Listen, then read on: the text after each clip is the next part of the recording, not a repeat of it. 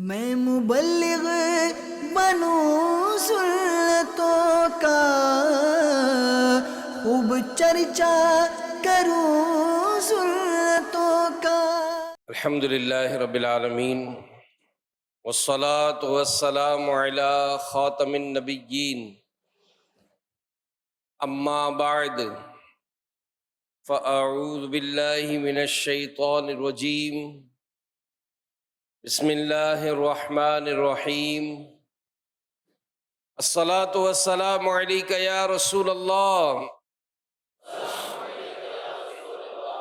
وعلی آلک وصحابک یا حبیب اللہ۔ الصلاة والسلام علیک یا نبی اللہ وعلی آلک وصحابک یا نور اللہ۔ اللہ پاک کے پیارے اور سب سے آخری نبی مکی مدنی محمد عربی صلی اللہ علیہ وآلہ وسلم کا پیارا پیارا فرمان ہے۔ حضرت ابو درداء رضی اللہ عنہ سے روایت ہے، رسول اکرم نور مجسم صلی اللہ علیہ وآلہ وسلم نے فرمایا کہ جس نے صبح و شام مجھ پر 10 بار درود پاک پڑھا، بروز قیامت اس کو میری شفاعت نصیب ہوگی۔ صلو علی الحبیب صلی اللہ تعالی علی محمد۔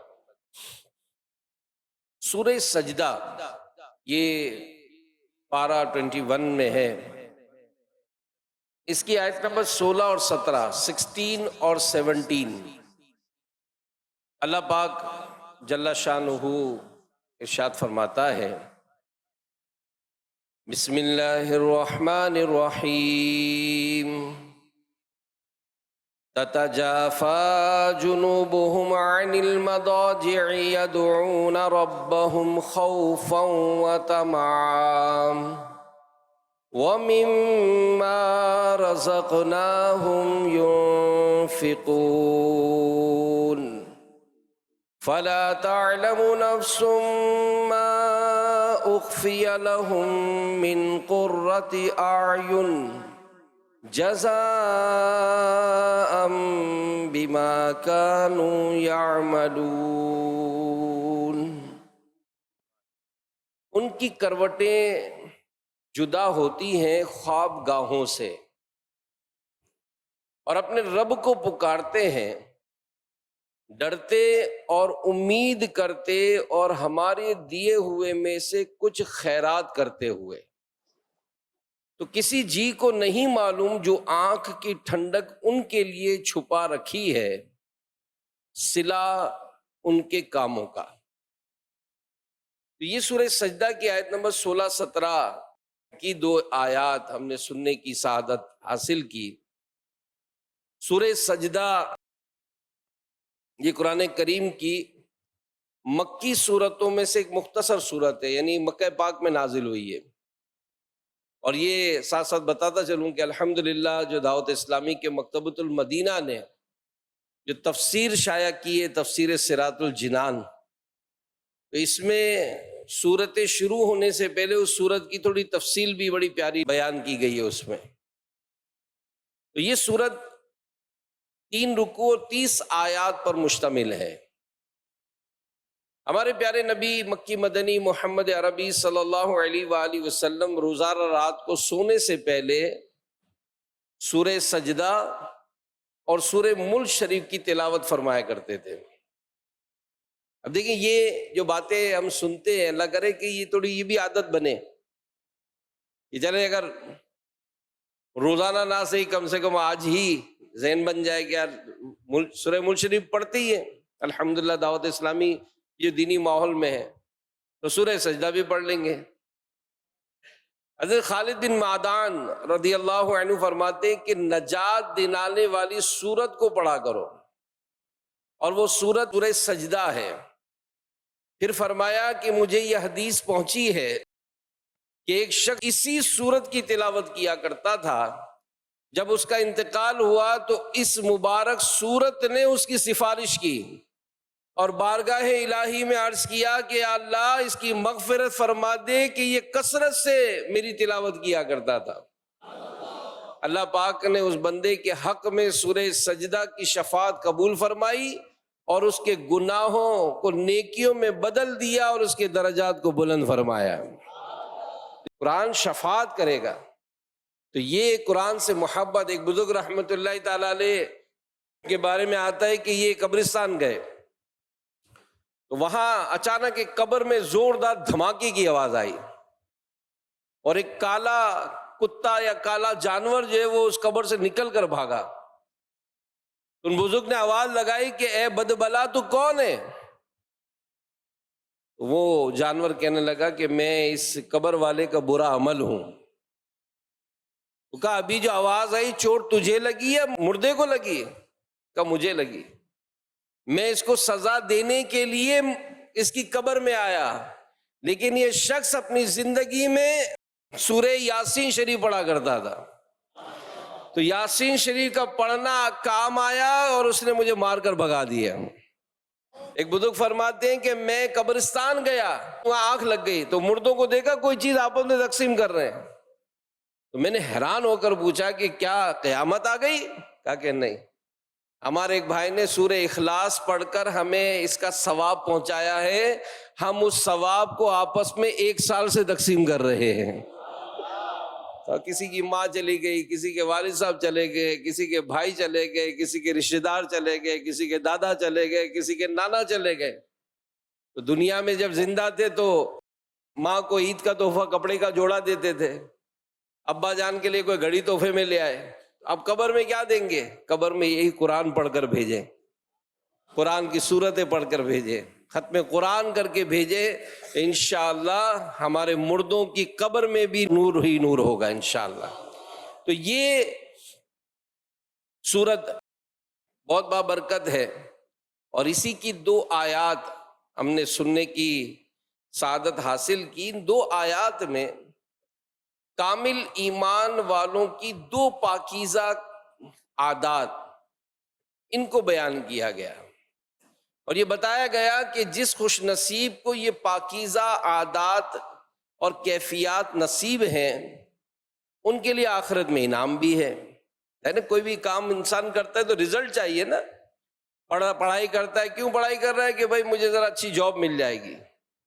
میں نوکری بہت توجہ سے کر رہا ہے، کیوں کہ جناب میرا انکریمنٹ لگ جائے گا، ہے نا۔ تو اسی طرح جو دنیا میں بھی ہم وقت گزارتے ہیں، یہ اگرچہ ایک بڑی عجیب بات ہے کہ ہم دنیاوی طور پر تو منصب چاہتے ہیں، جیسے ہم میں سے کتنے ہوں گے، ہو سکتا ہے سال جو گزرا وہ کمپنی سے ان کو خصوصی ان کا ایوارڈ ہوا ہوگا کہ بھائی یہ بندہ بڑا زبردست ہے یار، سینکڑوں کام کرتے ہیں لیکن یہ بڑا پنکچوئل، اس نے ایک دن کی بھی چھٹی نہیں کی ہے۔ کئی ایسے ہوں گے جو اپنی جاب میں بڑے پنکچوئل ہوتے ہیں، ادھر ان کی ڈائری میں چھٹی لکھی بھی نہیں ہے، وہ چھٹی کرتے ہی نہیں ہے کبھی اپنے کام سے۔ اچھا بھائی یہ بڑے پابند ہیں وقت کے، بلکہ ان کے بارے میں مشہور ہے کہ ان کو دیکھ کے تو آپ گھڑی ملا لیں، ایسے پابند ہیں یہ کبھی لیٹ نہیں ہوتے ہیں۔ بھائی واہ، یہ بھی خاص لوگ ہوتے ہیں بھائی کمپنی کے، 500 افراد کام کرتے ہیں، لیکن یہ جو 2-4 ہیں نا یہ وقت کے بڑے پابند ہیں۔ دنیاوی طور پر ہمیں ایسے لوگوں کی ایک لسٹ ملتی ہے کہ جناب یہ بڑے پنکچوئل ہیں، یہ چھٹی نہیں کرتے، یہ کام بڑی لگن سے کرتے ہیں، لیکن ہم میں سے کوئی ایسا ایوارڈ دیا جائے کہ بھائی اس کی ایک وقت کی بھی نماز قضا نہیں ہوئی، یہ بھائی یہ بندہ ہے یار، یہ ساری نمازیں نے پہلی صف میں پڑھی ہے، یہ بڑا پنکچوئل ہے بھائی، یہ اذان ہوتے ہی مسجد میں آ جاتا ہے، یا اذان سے پہلے ہی مسجد میں آ جاتا ہے، ایسا کوئی کیوں؟ اس لیے کہ ہمیں اس کے ریزلٹس کا اتنا احساس نہیں ہے۔ تو یہ جو قرآن ہے ظاہر اس میں جو باتیں ہیں وہ ہمیں ہی عمل کرنا ہے۔ یا ایھا الذین آمنو، اے ایمان والو، کس کو پکارا گیا؟ ہمیں پکارا گیا۔ تو قرآن پاک میں جن خوش نصیبوں کو انعامات دیے جائیں گے ان کی کچھ کوالٹیز بیان کی جا رہی ہیں۔ کیا فرمایا اللہ پاک نے؟ تتجافی جنوبہم عن المضاجع، ان کی کروٹیں جدا ہوتی ہیں خوابگاہوں سے. یہ کامل ایمان والوں کی پہلی پاکیزہ عادت کہ ان کے پہلو بستر سے جدا رہتے ہیں. مطلب کیا کہ یہ کامل ایمان والے نماز سے بڑی محبت کرتے ہیں. نماز پڑھنے کی خاطر یہ رات کو سوتے نہیں بلکہ رات بھر نمازیں پڑھتے رہتے ہیں. یہ نماز کی خاطر سو نہیں پاتے. اس سے کون سی نماز مراد؟ مفسرین کے مختلف اقوال ہیں. ایک قول یہ کہ صحابہ کرام علیہم رضوان نماز مغرب پڑھ کر گھر نہیں جاتے تھے بلکہ مسجد میں رہ کر نوافل پڑھتے رہتے اور عشاء پڑھ کے جاتے تھے. ان کے متعلق یہ ہوا تتجافا جنوبہم عن المضاجع، ان کی کروٹیں جدا ہوتی ہیں خوابگاہوں سے. اور ایک قول یہ کہ صحابہ کرام علیہم رضوان یہ تہجد ادا کیا کرتے تھے. ان کے متعلق یہ ارشاد ہوا کہ یہ کامل ایمان والے ہیں. ان کی شان یہ ہے کہ یہ نماز کی محبت میں بستروں کو چھوڑ دیتے اور رات بھر جو وہ اللہ کی بارگاہ میں سجدے کیا کرتے تھے. تو یہ جو میرے پیارے اسلامی بھائی اور مدنی چینل کے ناظرین، سجدے کرنے میں جو لذت نصیب ہوتی ہے، وہ کہتے ہیں نا یہ بڑے کرم کے ہیں فیصلے، یہ بڑے نصیب کی بات ہے. یہ مقدر کی بات ہے. یہ لذت جسے مل جائے. ایک صحابی رضی اللہ تعالیٰ عنہ یہ سو رہے تھے، فجر کا وقت ہو گیا. کسی نے آ کر ان کو اٹھایا. ان کی آنکھ کھلی. اب آنکھ کھلی تو ایک دم آواز لگائی گی، کون؟ آواز آئی کہ میں ہوں شیطان. اٹھیے اور نماز پڑھ لیجئے. فرمایا تیرا کام تو سلانا ہے، تیرا کام تو سلانا ہے، مومن کی نماز کو قضا کرانا ہے. تو شیطان ہے اور شیطان ہو کر مجھے نماز کے لیے اٹھایا. کہا کہ ہاں میں نے دشمنی میں ہی اٹھایا ہے، میں نے دشمنی میں اٹھایا ہے کہ اگر اس وقت آپ سوئے رہ گئے، آپ کی نماز قضا ہو گئی، آپ کی جماعت چھوٹ گئی، تو آپ اس کے غم میں سارا دن روئیں گے. نتیجہ کیا ہوگا؟ نتیجہ یہ ہوگا کہ آپ کو اللہ پاک 2 رکعتوں کے بدلے 200 رکعتوں کا ثواب عطا فرمائے گا. تو میں نے آپ کو دشمنی میں اٹھایا ہے کہ اٹھ کر 2 پڑھ لیں تاکہ 200 کا ثواب نہ ملے. ہے کوئی ایسا کہ جس کی جماعت چھوٹے تو ذہن بنائے کہ یار بس آج تو ناشتہ نہیں کرنا بھائی، آج جماعت چھوٹی کیسے میری؟ محبت جنش بھائی، آج 5-10 روپے جیب سے نکل جائے، آپ بتائیں کیفیت کیا ہوتی ہے؟ ٹینشن ہو جاتا ہے. کچھ زیادہ نقصان ہو تو کھانا اچھا نہیں لگتا، نیند نہیں آتی. اب آپ سوچیں، غور کریں میرے پیارے اسلامی بھائیوں کہ وقت گزرا، ہماری نمازیں چلی گئیں، ہمیں اس کا کوئی ٹینشن ہی نہیں. ہماری جماعت چھوٹ گئی، ہمیں اس کا کوئی احساس ہی نہیں. کیوں؟ کہ وہ لذتیں، وہ محبتیں، سجدوں کی لذتیں کہ بندہ نماز پڑھ کر چین سکون پاتا ہے. تو رات کی جو نفلی عبادات کی جاتی ہیں وہ بڑی فائدہ مند ہیں. علماء فرماتے ہیں کہ اس کا پہلا فائدہ یہ کہ رات کے پرسکون لمحات ہوتے ہیں، ان میں عبادت کرنا دن کے مقابلے میں زبان و دل کی زیادہ موافقت کا سبب ہے. کیوں؟ کہ زبان جو کچھ پڑھتی ہے دل اس کی طرف مائل ہوتا ہے، پہلی بات. دوسرا فائدہ کہ اس وقت قرآن کی تلاوت کی تاثیر دل میں جلد اترتی اور قلب روشن کرتی ہے. اور یہ علماء نے لکھا ہے جو تہجد گزار ہوں گے نا ان کے چہرے روشن ہوں گے. تیسرا فائدہ، اس وقت کی عبادت میں اعلیٰ درجے کا اخلاص ہوتا ہے. وہ تو کوئی دیکھنے والا نہیں ہوتا ہے، بندہ اللہ کی بارگاہ میں خاص قرب پاتا ہے اس کا.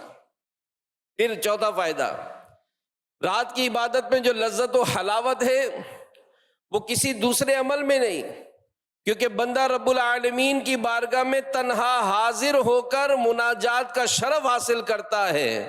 اس حلاوت کا مزہ ان سے پوچھیں جو رات کی تنہائیوں میں عبادت کرتے ہیں، یہ ان کی کیفیات ہوتی ہے۔ ایک بزرگ رحمت اللہ تعالیٰ علیہ فرماتے ہیں کہ 40 سال ہو گئے، بڑی غور سے بات سنیے گا، آپ فرماتے ہیں کہ 40 سال ہو گئے مجھے طلوع صبح، یعنی صبح کے طلوع ہونے کے علاوہ کسی شے نے غمگین نہ کیا۔ یعنی وہ یہ کہتے ہیں کہ میں 40 سال ہو گئے جیسے ہی صبح ہوئی میں غمگین ہو گیا کہ رات چلی گئی، کہ رات تھی، میں تھا، رب کی بارگاہ تھی، کیسے سجدے تھے، کیسی تلاوت تھی، کیسی نمازیں تھی، کیسی دعائیں تھی۔ کسی نے فرمایا کہ جب سورج غروب ہوتا ہے تو مجھے اندھیرے میں رب عز و جل کی خلوت کی وجہ سے خوشی ہوتی ہے، اور جب صبح آتی ہے تو مخلوق کے آنے کی وجہ سے غمگین ہو جاتا ہوں۔ رات آتی ہے تو خوشی ہوتی ہے کہ اب سارے سو جائیں گے، میں رب کی بارگاہ میں اکیلا مناجات کروں گا، میں اکیلا دعائیں کروں گا۔ اور یہ یاد رکھیے، بعض اوقات ہم اپنی پریشانیوں کا رونا روتے ہیں پیارے اسلام بھائیوں، ہم دکھی ہیں، ہم پریشان ہیں نا۔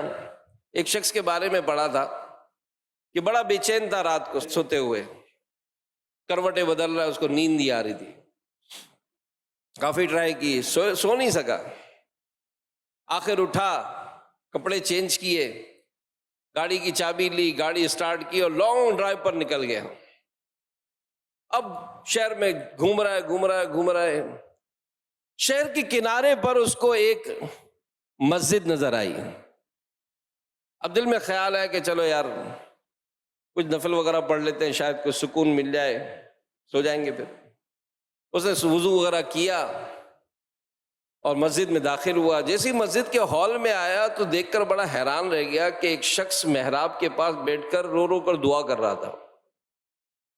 اب یہ بڑا حیران کہ یار اتنی دور شہر میں رات کے سناٹے میں یہ بندہ کون ہے جو اس طرح رو رو کر دعا کر رہا ہے؟ تو کہا کہ میں اس کے پاس بیٹھ گیا۔ جیسے وہ دعا سے فارغ ہوا تو میں نے اس کو پوچھا کہ بھائی خیریت تو ہے، کیوں رو رہے ہو، کیا مسئلہ ہے؟ اس نے کہا کہ میری بیوی کا آپریشن ہے صبح، اور میرے پاس آپریشن کے پیسے نہیں ہیں، پریشان ہوں بہت۔ اس نے جیب سے پرس نکالا اور پوچھا اس سے کتنے پیسے چاہیے؟ کہا 10,000 روپے۔ جیب سے پرس نکالا، 10,000 روپے نکالے اور اس کو دیے۔ وہ شخص کہتا ہے کہ جیسے ہی میں نے اس کو 10,000 روپے دیے میرے دل میں بڑا سکون ہو گیا۔ میں نے دل میں خیال کیا کہ لگتا ہے اللہ پاک نے مجھے اسی کام کے لیے بھیجا ہے۔ اس نے بھی لے لیے۔ کہا میں نے پھر پرس نکالا اور اپنا کارڈ نکالا، اور کارڈ نکال کر اس شخص کو دیا کہ بھائی یہ کارڈ رکھ لو، جب بھی تمہیں پرابلم ہو، جب بھی تکلیف ہو میرے پاس آ جانا۔ اس شخص نے 10,000 تو رکھ لیے، میں کارڈ واپس کر دیے، کارڈ نہیں لیا۔ کہا کارڈ رکھ لو، جب بھی ضرورت ہو آ جانا میرے پاس۔ کہا نہیں میرے پاس ہے ایڈریس، میرے پاس ہے پتہ۔ بڑا حیران ہو گیا کہ تیرے پاس پتہ ہے تو رو کیوں رہا ہے بھائی؟ تو کہا کس کا پتہ ہے؟ کہا جس نے آج تجھے بھیجا ہے، جس نے آج تجھے بھیجا ہے۔ میں پریشان ہوں گا، میں تکلیف میں ہوں گا، میں اپنی رب کی بارگاہ میں دعا کروں گا، میرے سارے مسئلے میرا رب حل فرما دے گا۔ تو کون ہوتا ہے میرے مسئلوں کو حل کرنے والا؟ تو کسی کا احسان کیوں اٹھائیں، کسی کو حالات کیوں بتائیں؟ تو ہم اپنے رب کی بارگاہ میں لو تو لگائیں، اس کی بارگاہ میں جھکیں تو صحیح۔ ایک بزرگ کے پاس ایک نوجوان آیا کہ حضور جو کام کرتا ہوں الٹا ہو جاتا ہے، جو کام کرتا ہوں الٹا ہو جاتا ہے، مجھے کوئی اس کا حل تو دے۔ آپ بزرگ نے فرمایا کہ اسٹیمپ دیکھیے مہر؟ کہا جی دیکھیے۔ کہ اس کی لکھائی کیسی ہوتی ہے؟ کہ اس کی لکھائی الٹی ہوتی ہے۔ کہا کہ لیکن جب اسٹیمپ لگتی ہے پیپر پر تو لکھائی کیسی ہو جاتی ہے؟ تو سیدھی ہو جاتی ہے۔ کہ تو بھی وضو کر، اللہ کی بارگاہ میں کھڑا ہو جا، جیسے ہی سجدے میں جائے گا تیرے سارے الٹے کام رب تعالیٰ سیدھے فرما دے گا۔ تو آ تو صحیح اس طرف، تو آ تو صحیح، تو سجدوں کی طرف آ، تو نیکیوں کی طرف آ، تو سنتوں بری زندگی کی طرف آ، تو اسلام کی تعلیمات کی طرف آ۔ اور یہی پیارے اسلامی بھائیوں امیر اہل سنت کے مدنی مذاکروں میں ہم سنتے ہیں کہ دنیاوی طور پر جو پڑھے لکھے کہلاتے ہیں نا، یہ اکثر خودکشیاں کرتے ہوئے نظر آئیں گے، لیکن کوئی عالم دین آپ کو خودکشی کرتا ہوا نہیں ملے گا۔ حالانکہ دنیاوی طور پر ان کو بہت آسائشیں بھی ملی ہوئی ہوتی ہیں، لیکن بیزار ہوتے ہیں اپنی زندگی سے۔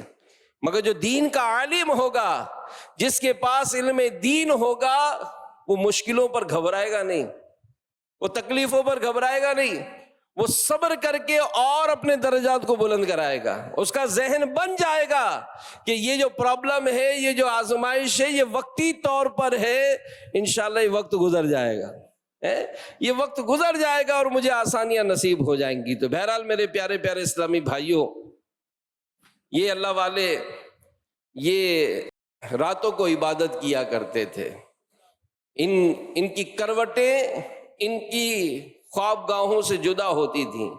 اور مزید دوسری پاکیزہ عادت جو ہم نے ان آیات میں سنی، وَمِمَّا رَزَقْنَاهُمْ يُنْفِقُونَ، اور ہمارے دیے ہوئے میں سے کچھ خیرات کرتے ہیں۔ یعنی کیسی خوبصورت بات ہے۔ یہ کامل ایمان والے تن پرور نہیں ہیں، سستی نہیں کرتے، راتوں کو اٹھ کر عبادت کرتے، ساتھ ہی ساتھ ان کے دلوں میں مال کی محبت، حرص و لالچ نہیں، راہ خدا میں دل کھول کر خرچ کرتے ہیں۔ گویا ان کے دلوں میں اللہ پاک کی محبت بھری ہوئی ہے، اور ساتھ ہی مخلوق خدا سے بھی محبت کرتے ہیں، بھوکوں کو کھانا کھلاتے ہیں، غریبوں کی مدد کرتے ہیں، بے سہاروں کا سہارا بنتے ہیں۔ تو میرے پیارے پیارے اسلامی بھائیوں، اس میں سب سے پہلے تو یہی ہے کہ یہ وصف ملے تو صحیح، ہم اس طرف آئے تو صحیح، اللہ کی بارگاہ میں خرچ کرنے کی لذت ملے تو صحیح۔ ہم تو جناب خود ہی پریشانیوں کا رونا روتے ہیں، تکلیفوں کا رونا روتے ہیں۔ یاد رکھیے میرے پیارے اسلامی بھائی، مدنی چینل کے ناظرین، یہ سب یہ ایک ایسی نعمتیں ہیں جن کو مل جائے، یعنی اللہ پاک نے وعدہ فرمایا ہے کہ جو اللہ کی راہ میں خرچ کرے گا، اللہ اس کے مال میں برکت عطا فرمائے گا، لیکن ہمیں خوف ہوتا ہے، نہیں یار کچھ ہو جائے، کم پڑ جائیں گے۔ ایک روایت میں پڑھا تھا کہ حضرت مولا علی مشکل کشا علی المرتضی شیر خدا کرم اللہ تعالی وجہہ الکریم، ان کے گھر میں فاقہ ہو گیا، تنگ دستی ہو گئی۔ بی بی فاطمہ رضی اللہ عنہا، آپ نے اپنا لباس دیا ان کو کہ جائیں یہ لباس فروخت کر دیں تاکہ گھر کے معاملات کچھ بہتر ہو جائیں گے۔ حضرت علی رضی اللہ تعالیٰ عنہ بازار گئے، اور بازار جا کر وہ لباس جو تھا وہ 6 درہم میں بیچ دیا۔ ابھی بازار میں ہی تھے کہ ایک مسکین نے صدا لگائی کہ اے علی، مسکین کو کچھ دو۔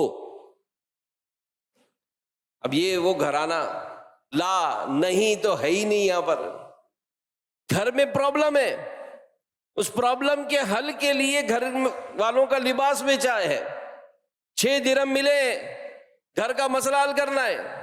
مگر کسی مانگنے والے نے مانگا تو حضرت علی رضی اللہ عنہ نے وہ 6 کے 6 درہم اس کو دے دیے۔ اب پھر خالی کچھ بھی نہیں ہے۔ بازار میں ہی گزر رہے تھے، ایک اعرابی، ایک دیہاتی اونٹنی لیے کھڑا تھا کہ علی اونٹنی خریدو گے؟ آپ نے کہا میں تو مسکین ہوں، میرے پاس تو کچھ نہیں۔ کہنے لگا ادھار خرید لیجئے۔ کتنے کی ہے؟ اس نے کہا 100 درہم کی۔ 100 درہم ادھار میں آپ نے اونٹنی خرید لی۔ اونٹنی لے کر آگے چلے تو ایک عرب شیخ کھڑے، پوچھنے لگے علی اونٹنی بیچو گے؟ کہا بالکل بیچیں گے۔ کتنے کی لی ہے؟ 100 درہم کی۔ 160 لے لو۔ آپ نے 160 درہم میں اونٹنی بیچ دی۔ آگے چلے، وہ عربی پھر ملا، علی اونٹنی کہاں ہے؟ کہا وہ تو بیچ دی۔ کتنے کی بیچی؟ 160 کی۔ میرے 100 لاؤ۔ آپ نے وہ 100 اس کو واپس کر دیے۔ 60 درہم لے کر گھر آئے۔ گھر آ کر جب بی بی فاطمہ رضی اللہ تعالی عنہا کو 60 درہم دیے تو بڑی حیران ہو گئیں کہ لباس تو معمولی تھا، اتنی زیادہ رقم کیسے ملی؟ حضرت علی رضی اللہ تعالیٰ نے فرمایا کہ میں نے اپنے رب سے سودا کیا، میں نے اپنے رب سے سودا کیا، اس کی راہ میں 6 خرچ کیے، اللہ پاک نے 60 عطا فرما دیے۔ جب صبح نبی پاک صلی اللہ علیہ وآلہ وسلم کی خدمت میں حاضر ہوئے اور سارا واقعہ عرض کیا تو اللہ کے نبی صلی اللہ علیہ وآلہ وسلم نے ارشاد فرمایا کہ اے علی، جانتے ہو وہ معاملہ کیا ہے؟ فرمایا اللہ اور اس کا رسول بہتر جانتا ہے۔ تو اللہ کے نبی صلی اللہ علیہ وآلہ وسلم نے غیب کی خبر دیتے ہوئے فرمایا کہ اے علی، کل جس اونٹنی کو بیچا، جس نے وہ اونٹنی بیچی وہ میکائیل علیہ السلام تھے، جس نے اونٹنی خریدی وہ حضرت جبرائیل علیہ السلام تھے، اور جو اونٹنی آپ نے خریدی اور بیچی یہ وہ اونٹنی تھی جس پر قیامت کے دن میری شہزادی سوار ہو کر جنت میں داخل ہوگی۔ یہ بڑے کرم کے ہیں فیصلے، یہ بڑے نصیب کی بات ہے، یہ بڑے نصیب کی بات ہے۔ ہمارا مال اللہ کی بارگاہ میں قبول ہو جائے، ہم اللہ کی بارگاہ میں جھکنے والے بن جائیں۔ یہ مانگے تو صحیح نا رب سے، ہم تو دنیاوی عہدے چاہتے ہیں، ہم دنیاوی منصب چاہتے ہیں، ہم اپنے بنگلے چاہتے ہیں، گاڑیاں مانگ رہے، ارے دعا کرے کہ یا اللہ سجدوں کی لذت نصیب فرما۔ وہ لوگ کہ جن کو نمازوں میں مزہ آتا تھا ساری رات گزارنے کے بعد عرض کرتے تھے یا اللہ اتنی چھوٹی رات، اتنی چھوٹی رات یوں گزر گئی۔ اور ایک صحابی رضی اللہ تعالیٰ عنہ، آپ کے بارے میں آتا ہے کہ آپ نماز جب پڑھتے تھے تو کیسے پڑھتے تھے؟ آج کی رات قیام کی رات ہے، ساری رات کھڑے کھڑے گزار دیتے تھے۔ دوسری رات آتی کہ آج کی رات جو رکوع کی رات ہے، ساری رات رکوع میں گزارتے تھے۔ آج کی رات سجدے کی رات ہے، وہ سجدے میں ساری رات گزارتے تھے۔ تو میرے پیارے اسلامی بھائیوں، وہ نعمتیں برکتیں اللہ کرے کہ ہمیں حاصل ہو جائے۔ اور پھر جو اللہ کی بارگاہ میں مال خرچ کرنا ہے تو یہاں پر بھی اللہ سے یہی دعا کریں کہ اس میں اترانا نہ ملے، یا میں بہت سخی ہوں، بہت سخی ہوں، دیکھو کتنا سخی ہوں، اتنی رقم میں نے راہ میں خرچ کی ہے۔ اور اگر تہجد نعمت مل جائے تو وہ پاؤں زمین پہ نہیں ٹکتے۔ نفلی روزے رکھیں تو ہمارے دل میں ہلچل ہوتی ہے کہ یار کسی طرح پتہ تو چلے، یار پتہ تو چلے میں روزے سے ہوں۔ پھر ڈرامہ کرتے ہیں یار آج گرمی نہیں ہے، بہت گرمی ہے آج۔ کوئی محبت میں آگے کہے گا پانی پلاؤں آپ کو؟ نہیں، وہ اصل میں پیر شریف ہے نا، میں نے اعتکاف کیا تھا تو وہاں سے ذہن بنایا تھا، تب سے میں پیر کا روزہ رکھ رہا ہوں۔ اب تو جمعرات میں جمعرات کا روزہ رکھ رہا ہوں، تو یوں پھر شیطان یہ حملے بھی کرتا ہے۔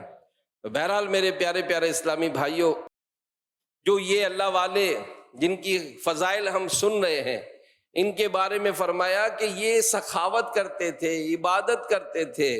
ان کی کیفیت دل کی کیا ہوتی تھی؟ خوفا و طمعا، ڈرتے اور امید کرتے۔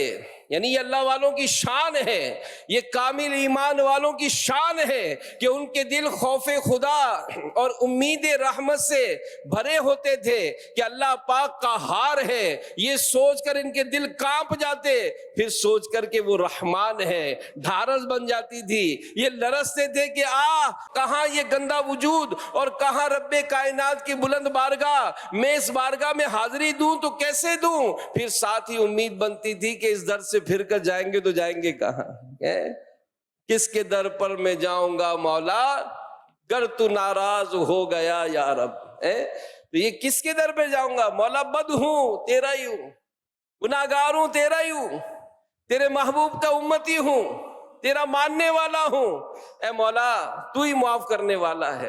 ماں کے بعد روتے ہیں تو ماں کا دل پسیج جاتا ہے، رب کی بارگاہ میں روئے تو صحیح، گڑ گڑائے تو صحیح، ہم ذہن بنائے تو صحیح کہ آنا ہے اس بارگاہ کی طرف، سجدوں کی لذت پانی ہے، عبادت کا شوق لینا ہے، تلاوت کا شوق لینا ہے، اللہ کی بارگاہ میں مال خرچ کرنا ہے۔ اور پھر اللہ کی بارگاہ مال خرچ کر کے بھی عرض کریں گے مولا مال بھی تو نے دیا، قبول فرما لے، قبول فرما لے، قبول فرما لے۔ اور پھر کیسی برکتیں ملتی ہیں کہ جو دیتا ہے اس کو اور مزید عطا ہوتا ہے۔ حضرت ذوالنون مصری رحمت اللہ تعالی علیہ جب نماز کی نیت کرتے، اللہ کی بارگاہ میں عرض کرتے، مولا وہ کون سے پاؤں ہیں جس سے چل کر تیری بارگاہ میں حاضری دوں، وہ کون سی آنکھ ہے جس سے قبلے کی جانب نظر کروں، وہ کون سی زبان ہے کہ جس سے میں تیرا ذکر کروں۔ نہ میرے پاؤں اس لائق کہ تیری طرف چل سکوں، نہ زبان اس لائق کہ تیرا ذکر کر سکوں، نہ وجود اس لائق کہ تیرے حضور کھڑا ہو سکوں، اس در کی حاضری کو چھوڑ بھی نہیں سکتا۔ مولا جیسا بھی ہوں بندہ تیرا ہوں، بس اپنے اس بندے کے ٹوٹے پھوٹے اعمال کو قبول فرما لے۔ یہ ہے۔ اور پھر میرے پیارے پیارے اسلامی بھائیوں، ان سارے کاموں کو کرنے والوں کو انعام کیا ملا؟ فرمایا گیا فَلَا تَعْلَمُ نَفْسٌ مَّا أُخْفِيَ لَهُم مِّن قُرَّةِ أَعْيُنٍ جَزَاءً بِمَا كَانُوا يَعْمَلُونَ۔ تو کسی جی کو نہیں معلوم جو آنکھ کی ٹھنڈک ان کے لیے چھپا رکھی ہے صلہ ان کے کاموں کا۔ یعنی یہ جو نماز پڑھنے والے ہیں، یہ جو اللہ کی بارگاہ میں مال خرچ کرنے والے ہیں، یہ جو تلاوت کرنے والے ہیں، یہ جو نیکیاں کرنے والے ہیں، ان کے لیے جنت میں ایسی عظیم الشان نعمتیں تیار کی گئی ہیں کہ جنہیں نہ کسی آنکھ نے دیکھا، نہ کسی کان نے سنا، نہ کسی کے دل میں اس کا خیال آیا۔ بخاری شریف کی حدیث پاک میں ہے، اللہ پاک ارشاد فرماتا ہے میں نے اپنے نیک بندوں کے لیے وہ نعمتیں تیار کر رکھی ہیں جنہیں نہ کسی آنکھ نے دیکھا، نہ کسی کان نے ان کا ذکر سنا، نہ کسی کے دل میں اس کا خیال گزرا۔ تو میرے پیارے پیارے اسلامی بھائیوں، اس رب عز و جل کی عبادت کی طرف آئیں جس نے عظیم الشان نعمتیں کن کے لیے تیار کی؟ مومنین کے لیے، ہمارے لیے۔ اللہ پاک ہمارا ایمان سلامت رکھے اور ہم ایمان کے ساتھ اس دنیا سے چلے جائیں، تو پھر جنت کی نعمتیں ہیں۔ آج تو ہم دنیاوی طور پر چاہتے ہیں نا کہ ہمیں یہ چیز خریدنی ہے، موبائل خریدنا ہے، بھائی کتنے کا ہے؟ بھائی مثال 20,000 روپے کا، اور بڑی مشکل سے مر کھپ کے 20,000 روپے جمع کیے، جیسے مارکیٹ پہنچے پتہ نہ چلے 25,000 کا ہو گیا، بھائی ریٹ بڑھ گئے، پھر واپس آ گئے۔ بازار سے گزر رہے ہیں، ہوٹل کھلے ہوئے ہیں، لیکن جیب میں گنجائش ہی نہیں، کیا کھائیں؟ اداسی ہوتی ہے نا کہ یار یہ کر نہیں پائیں گے۔ گھر کسی کا دیکھا، یار ہمارا گھر ایسا بن جائے، بنتا ہی نہیں۔ کسی کو دیکھا یہ بڑے اچھے رنگ روپ والا ہے، قد کاٹ والا ہے، یار میرا بھی ایسا رنگ ہو جائے۔ تو دنیا میں تو ایسا ہے، جنت میں ایسا نہیں ہوگا۔ جنت میں ایسا نہیں ہوگا۔ جنت میں کیا ہوگا؟ علماء فرماتے ہیں کہ اگر کسی پرندے کو دیکھے گا نا بندہ اڑتا ہوا جا رہا ہے، تو دل میں خواہش ہوگی کہ یار یہ پرندہ بھنا ہوا کھانا ہے، تو جیسے ہی اس کو دیکھے گا فوراً روسٹ ہو کر آ جائے گا اس کے پاس، وہ کھائے گا، کھا کے جیسے ہی فارغ ہوگا پرندہ پھر اڑتا ہوا چلا جائے گا۔ اور یہاں تو دنیا میں جتنا کھاتے ہیں اتنا چکر لگتے ہیں، وہاں ایسا نہیں ہوگا، وہاں گندگی بھی نہیں ہے۔ ایک خوشبودار ڈکار آئے گی، سارا کا سارا ہضم ہو جائے گا۔ پانی پینا ہے، کوئی مسئلہ نہیں، ہاتھ بڑھائیں گے، جو مطلوبہ مشروب پینا ہوگا وہ آ جائے گا۔ اچھا کھانا کھاتے ہیں، بڑی زبردست بریانی کی خوشبو آ رہی ہے، 2-3 نوالے کھائے ایک دم سے جی بھر گیا۔ جنت میں ایسا نہیں ہوگا۔ جنت میں جیسے نوالا کھائیں گے تو ہر نوالا پہلے نوالے سے بہتر ہوگا، لذت بڑھتی جائے گی۔ اس جنت کی طرف جانے کے لیے دوڑو، اس جنت کو پانے کے لیے کوشش کرنی ہے۔ ایک حدیث پاک میں ہے، اللہ کے نبی حضرت موسیٰ علیہ السلام نے اللہ کی بارگاہ میں عرض کیا، یا اللہ جنت میں سب سے کم رتبے والا کون ہوگا؟ اللہ پاک نے فرمایا جب سب جنتی جنت میں چلے جائیں گے، ایک شخص کو لایا جائے گا، اسے حکم ہوگا کہ تو بھی جنت میں چلا جا۔ وہ کہے گا رب کیسے چلا جاؤں، جنت تو بھر چکی، سب اپنی منزلوں کو پا چکے۔ اسے کہا جائے گا کہ تو اس بات پر راضی ہے کہ تیرے لیے کسی دنیاوی بادشاہ کی ملکیت کے برابر جنت میں جگہ ہو؟ کہے گا کہ ہاں میں راضی ہوں۔ اسے کہا جائے گا تیرے لیے اس سے 10 گنا زیادہ جنت ہے، اور تیرے لیے ہر وہ نعمت ہے جس کی تو خواہش کرے گا، یہ سب سے ادنا جنتی ہوگا۔ حضرت موسیٰ علیہ السلام نے دوسرا سوال عرض کیا، یا اللہ سب سے بلند رتبے والا جنتی کون ہوگا؟ اللہ پاک نے فرمایا موسیٰ یہ وہ لوگ ہیں ان کے لیے نعمتیں میں نے اپنے دست قدرت سے بنائی ہیں، ان پر نعمت مکمل کر دی، ان کے لیے وہ انعامات ہیں جنہیں نہ کسی آنکھ نے دیکھا، نہ کسی کان نے ان کا ذکر سنا، نہ کسی انسان کے دل میں اس کا خیال گزرا۔ وہ عظیم الشان نعمت ہے۔ اللہ پاک ہمیں عمل کرنے کی توفیق عطا فرمائے۔ صلو علی الحبیب صلی اللہ علیہ وسلم۔ میں مبلغ بنوں سنتوں کا، خوب چرچا کروں سنتوں کا۔